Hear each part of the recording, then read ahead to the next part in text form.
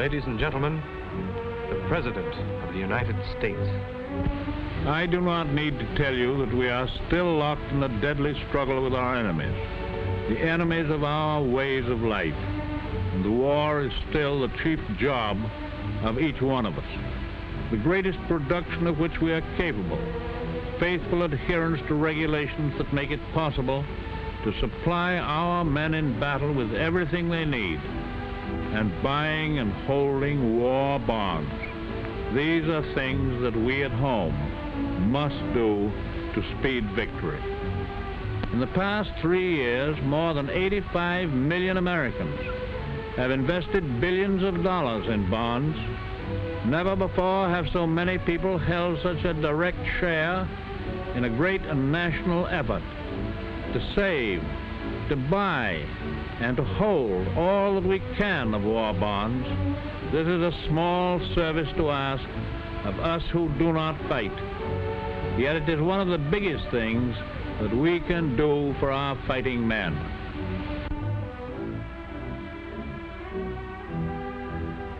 It is one of the biggest things that we can do for our fighting men.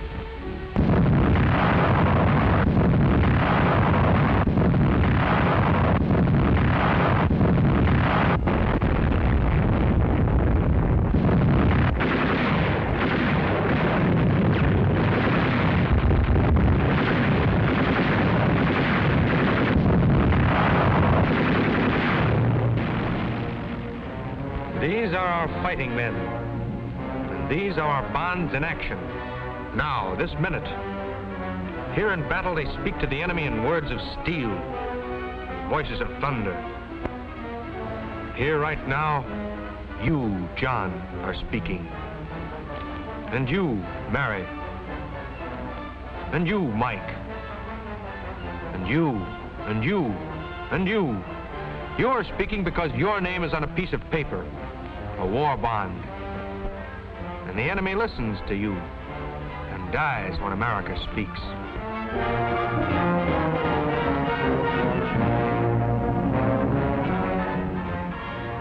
But battle isn't all noise. There's also silence. The deep silence of men suffering. Here the words you speak fall soft and reassuring. Here your bonds say relief from pain. They say hope, health, sanity. They reinforce the skilled fingers of surgery, shelter injury and illness, give back life itself to men who face losing it because it's their job. The power of life and death. Death to the enemy and life to our fighting men. That's a tremendous, a vital power, and you hold it in war bonds. You hold another power, too. Your war bond has two sides. One side fights the war. The other side wins the peace. Your own personal peace. As Mr. Philip Murray, president of the CIO, says, the Great Payroll Savings Plan, now numbering some 27 million workers, was introduced as a wartime measure to help finance the war and combat inflation. Few of us realized when it was introduced 3 years ago that it was also a powerful instrument for winning the peace. Through a program of regular savings engaged in now and carried over into the post-war era, the working men and women of America have an unprecedented opportunity to ensure themselves a substantial measure of security. Mr. William Green, president of the AFL. Men of labor know that in organization there is strength, and the men and women of America are today organized into a vast war bond army. If we remain united by buying and holding war bonds until they mature, we shall be taking a great step forward toward the realization of that security to which we look forward in the future.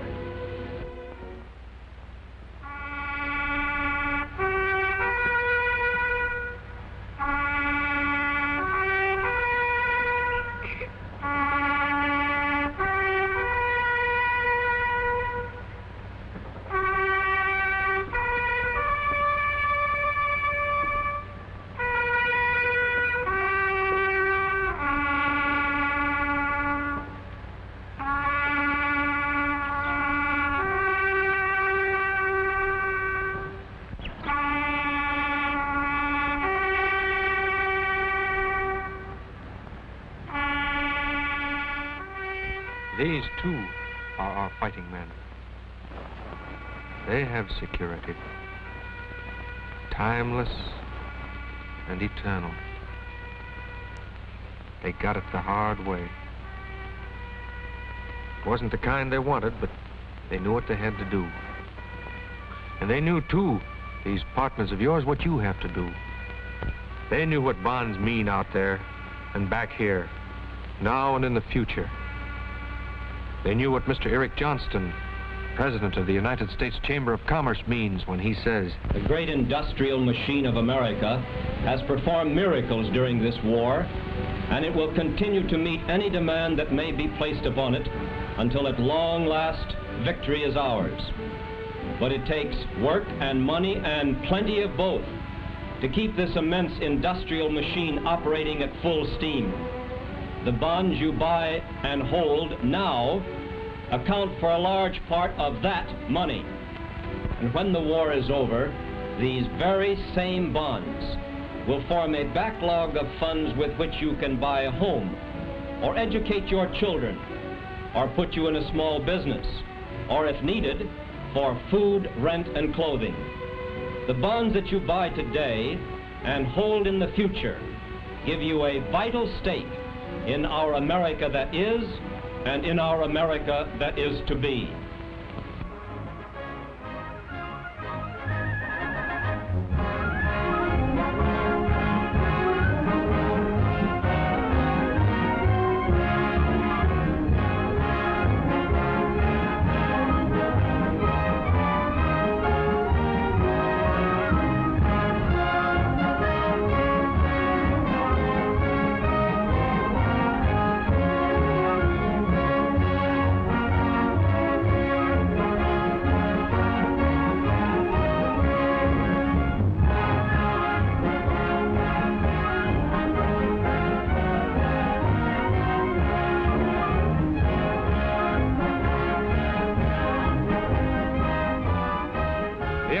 To be.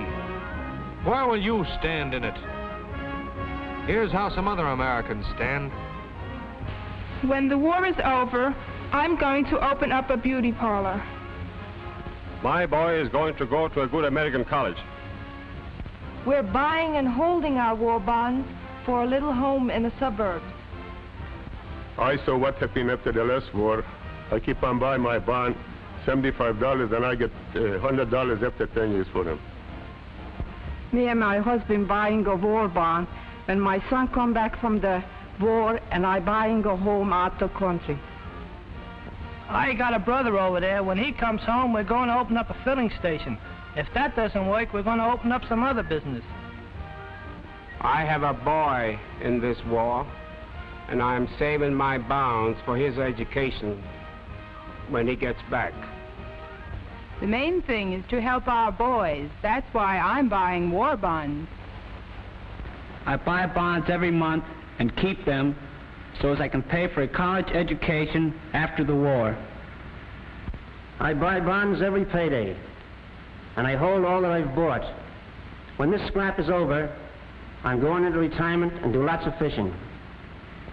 I have been buying bonds since the beginning of the war, and will continue to buy and keep them until after the war, so as to have enough money to start into a business of my own. And now, the Secretary of the Treasury, Mr. Morgantheau. I think all of us have a better idea now what war bonds mean to the winning of the war and to our security in the future. But there are a few other things that you should know about your war bonds. The war bonds you buy, E-bonds, were especially designed for your protection. They're an obligation of the government and are guaranteed by the full faith and credit of the government in the same way as a dollar bill in your pocket, but with special privileges. Here are some of the special privileges you get with E-bonds. Each E-bond is owned individually in your name. It's yours. It's worthless to anyone else. If it's lost or stolen, you can get another one. You can name someone in the family to own it with you, a co-owner which means that you both own the bond like a joint savings account. You can name someone as beneficiary the way you do on your life insurance policy. This means that if you die, whoever you name beneficiary will get the money. After 60 days, the E-bond is always redeemable in cash. And after 1 year, it is worth more than you put into it. The longer you hold the bond, the more it increases in value. For example, when you pay $75 for a $100 bond, this is what happens. The second year, it's worth $76.50. The fourth year, it's worth $80. The sixth year, it's worth $84. The eighth year, it's worth $92. At the end of 10 years, $100.